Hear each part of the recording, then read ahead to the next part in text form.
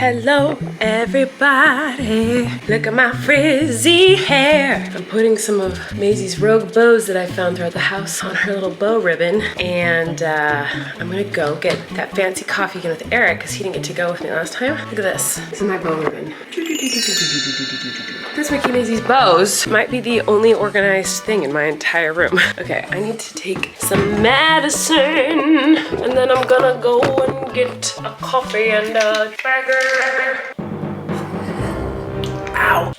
Do you guys ever swallow a pill and it kind of gets stuck in your esophagus? I read a story once, or heard a story once somewhere of someone who that happened to. It was like an Advil or something. The coating of the Advil burned their freaking like esophagus, like a hole in it. It's probably not true, but I read that story once and I was like, so now I'm always scared every time I take a pill that it's gonna like burn a hole in my esophagus. Okay, we went and got those coffees again.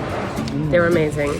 But now we went to this place that has really good burgers, and it was recommended to get the peanut butter and jelly burger. Peanut butter and jelly burger. But I will always get what's highly recommended. So this burger literally has peanut butter in it. Whoa.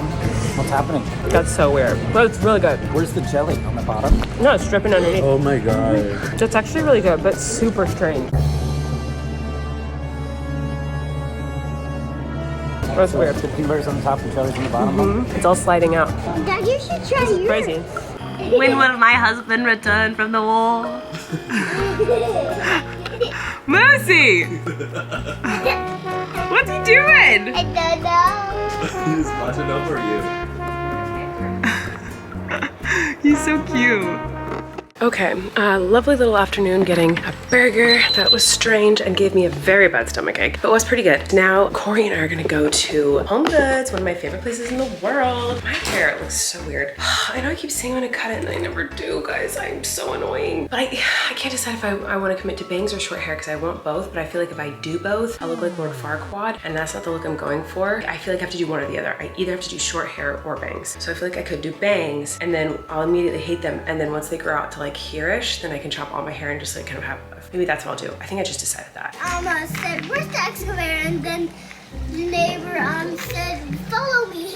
And then so we followed the neighbor and then we saw the excavator. So. You saw an excavator next door?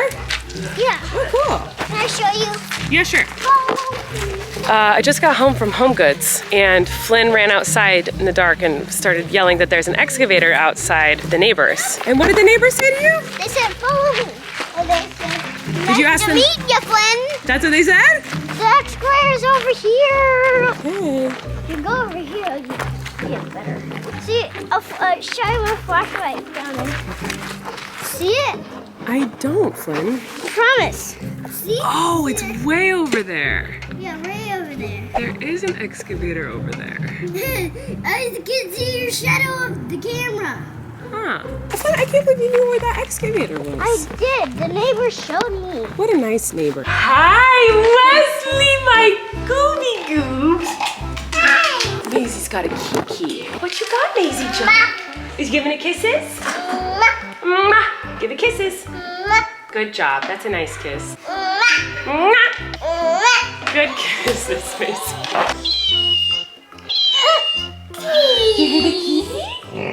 Whoa, Moosey. Life is random and unfair. Life is pandemonium. I know, isn't it good? Corey and I were just listening to that show. If you know the show, you are a musical theater kid. You know theater, because that is a random show. But Corey and I were just listening to it and talking about how we would love to do that show. Kiki!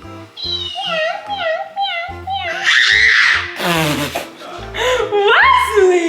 That was crazy, Goobies! Wesley has so many nicknames. I call him Goobies, Wetchy, and Westikoi, and Wes. I don't know, I feel like I'm always calling him a random, not real word. I'm always like, my goobity doo-doos, my squishy poops, my funky boo-boos. But it's usually Wetchy, which is funny because it started as Westikoi. I go, Westikoi. Then I started using a weird voice and I'd say, I'd be like, Westikoi, Westikoi. And then it got weird and weird until it started being Wetchikoi, Wetchikoi. So now I call him Wetchy. Maisie's kind of always Maisie though. I always call her Maisie Joe. She doesn't have nicknames yet. Hi, Maisie, my lovey boo-boos. Maisie Joe. We almost named him Maze, actually. For a minute, he was gonna be Maze. It's time for a bath. You got cheese on your face. You got cheese on your face. Okay, it's time for bath. I am tired today, guys. Can you sleep tonight, please? What do you think? No? Yes? Maybe? Oh, you wanna play on this mattress? Okay. Good, I'm gonna get you. Okay, oh. I'm gonna get you, cheese face. I'm gonna get you, cheese face. I see him. Where's the truck? Yeah, truck.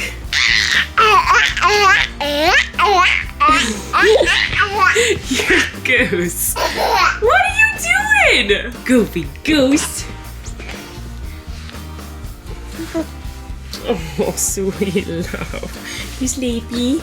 I don't know if he'll do it tonight because he's tired, but he loves to play this game where he like slams his whole body down in his pack and play. He's currently ripping blankets into the pack and play. What are you doing, Wesley? Hey, see how he like acts like he's gonna fall down? You, I'm gonna get you. I'm gonna get you, Wes.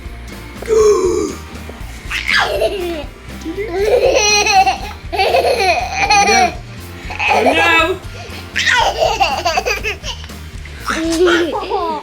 I've collected dirty bottles. Now I'm gonna go get clean bottles. Eric is currently doing bath time with the kids, and now this is my chance to get ready for bedtime for the kids. So now is when I get all the PJs, wash bottles, and find blankies and sleep suits. Yada, yada, yada, yada. Okay, got new bottles. Now I'm going to go find pajamas. Ladybug pajamas for Flynn. Ladybug pajamas for babies. Fresh diapers. Sleep suits. PJs. Diapers. I want to see something funny? Look at Maisie's hair after you take it out of pigtails. She has little horns. You're so pretty. You got horns.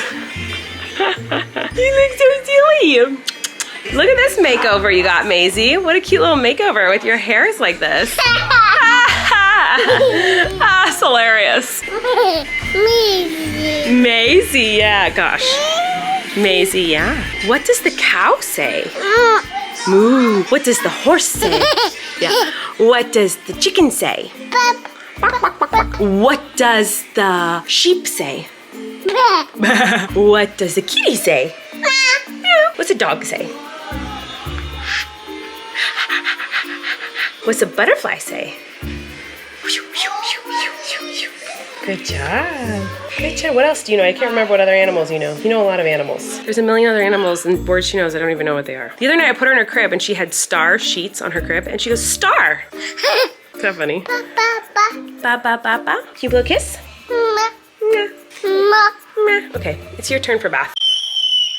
You guys, Taylor Swift's new music video just came out, Lavender Haze, which is one of my favorite songs on the album. Lately, it has been my favorite. Ooh, it's really cold in here. What is going on? Oh, the window's open. My window is open. Anyway, we're gonna watch Lavender Haze right now. Eric was like, okay, we just made dinner. We made tostadas, and Eric was like, okay, let's clean the kitchen. And I was like, can we please watch the Taylor Swift music video together and then clean the kitchen together? And he said yes. So I'm waiting impatiently for him to come in here so we can watch it. We watched Lavender Haze. It was very pretty. And then we started doing dishes, and then Maisie woke up. So I've been with Maisie for a little bit. But then I remembered I have a bunch of packages. So I'm gonna open some of the packages. I got these cups for the kids. All three of them have got the same kind of cups now. It's very exciting. And new dishes, new cups for us. Ooh, they look glass, but they're plastic. Okay, I've made cookies and I have a pounding migraine tonight, like crazy headache. I don't know what is going on, but I did want to answer not a question, I wanted to read a comment because I think it might help a lot of people out there. It certainly helped me when I found out about this. Okay, Lisa said, in regards to my last video, I was talking about how I take it really hard when I get mean comments, like, cause I'm human, whatever. And obviously I get made fun of a lot for being very emotional. I've always been known as like the emotional one, the dramatic one, you know, intense.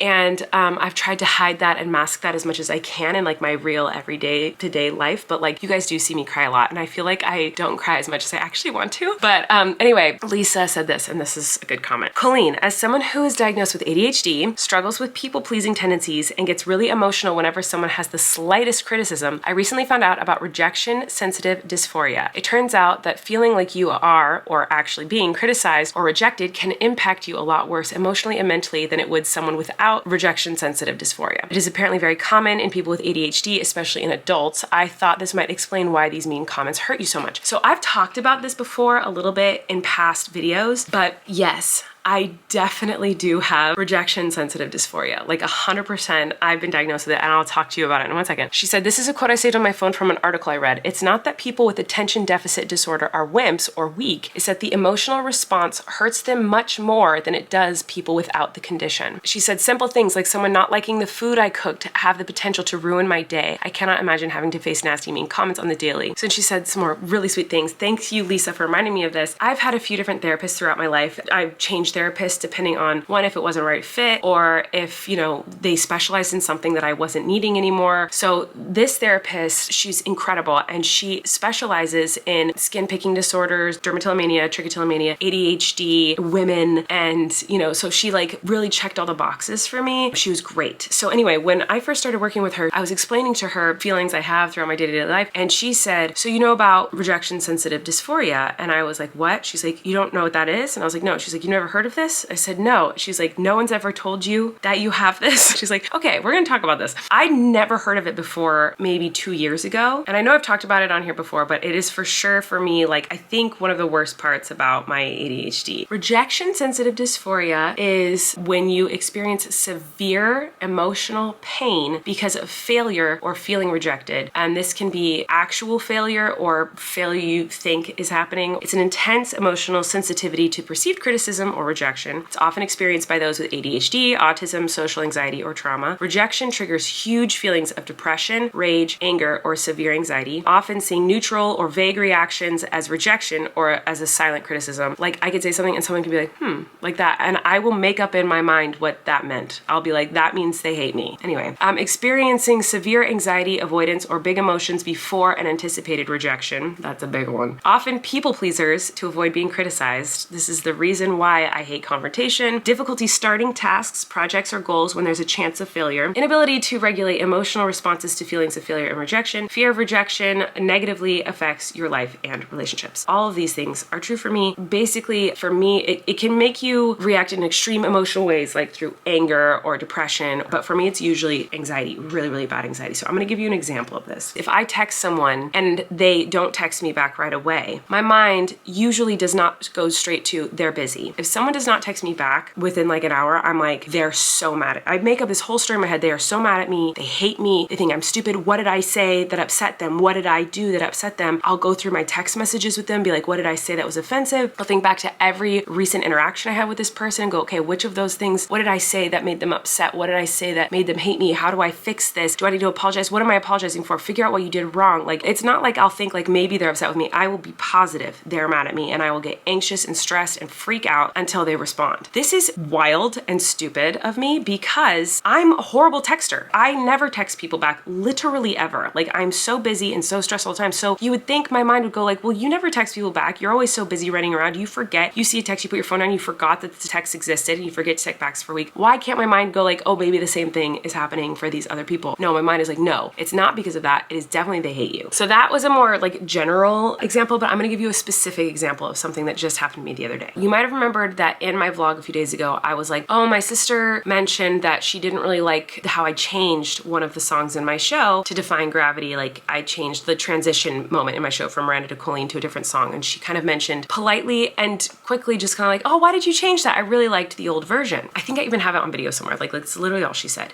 And then what did I say? Big transition between you and Miranda. You made it so small. I know.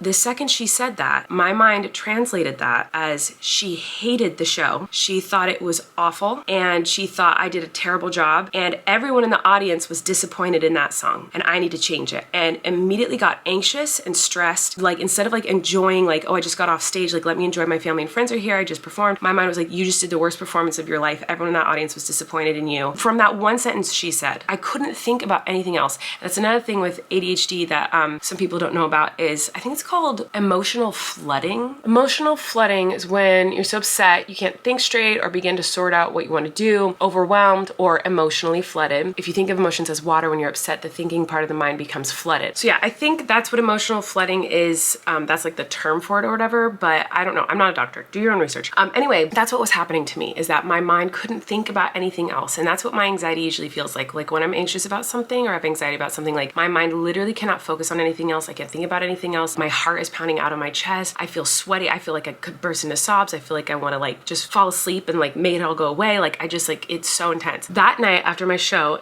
when Rachel said that, on the drive home, I said to Eric at one point, because it was the only thing I could think about, I kind of told him that that conversation had happened, and he's like, oh, okay. I was like, I just feel like it was a really bad performance. I feel like I just like did terrible and it was so bad. And he said, no, I feel like you settled into it nicely. And my mind went, that means he thinks that I was terrible, and that when the show started, he was like, ugh, she's doing a really bad job. But eventually, like, I kind of got a little bit better, but basically I was terrible the whole time. So that confirmed my suspicions that it was the worst show I'd ever done. So I was like, oh my God, he just confirmed it. Like it was a horrible show. That song is terrible and I have to redo it. That night I could not sleep, thinking about how embarrassed I was of my performance, how my sister hated my show, but this is just what I had decided in my mind off of the few words that they had said about it. That's a good example of rejection sensitive dysphoria. It can be an extreme, intense reaction to a criticism or a perceived criticism. So I took what they said, which was like it wasn't even a criticism. It was just like, oh, I really liked when you did this other song better. And oh yeah, you settled into it nice though. You did a good job. I took those as meaning like that was horrible. And I hate you and I hated the show and it was the worst thing I've ever seen in my life. I think the worst part about it for me, other than that, like it fills my mind and I can't think about anything else. Like there have been times where I've felt very anxious because of this, and people have been like, well, just forget about it. Don't think about it right now. Like, let's just move on with the day. Have a good day. Worry about it later. Worry about it tomorrow. That is not an option. If I am stressed and anxious about it, like there's no other thoughts going in my head. There's no other activity that can be done. I am ripping off my skin and I am stressing and anxious and panicked and my heart is pounding out of my freaking chest. Medication has helped me with this a lot, but it is something I still struggle with. Oh, but I was saying something else. One thing that I think the worst part about it is that when I'm having those extreme emotions, I'm very much in the moment. I don't think about the past. I don't really think about the future. And so I very much am in the now, which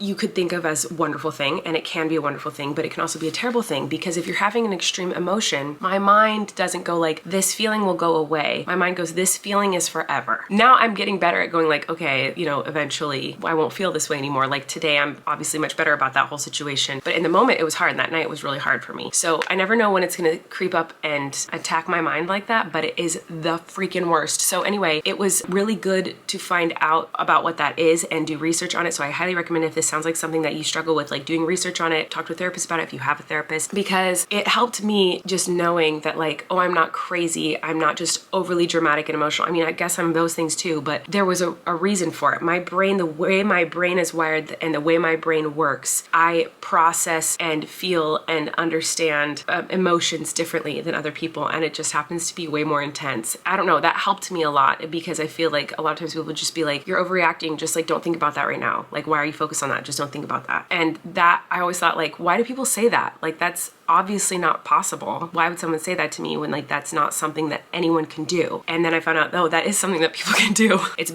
easier for me now that I'm a mom and I am forced to be distracted by things when I'm with my kids, but that's why nights are really hard for me, and I have pretty bad insomnia, because when my kids are asleep, my mind doesn't have those constant distractions, so my mind just like makes up reasons why everyone hates me and is mad at me. So yeah, it's really fun. I just wanted to talk about that in case that helps someone out there to know they're not alone if they struggle with that, or if you think you might have that and then now you know. Anyway, but I'm not a doctor, so don't listen to anything I say. This is just my own personal experience with my ADHD. It affects everybody else differently. So yeah, anyway, that's all. I love you guys. Thanks for watching, and leave some tortilla talk questions for tomorrow, because otherwise I'll just end up rambling about ADHD again. I'll see you tomorrow maybe. Is it Friday tomorrow? I think it's Friday. Maybe do I vlog tomorrow? I don't know. Maybe I will. I don't know. Okay, bye.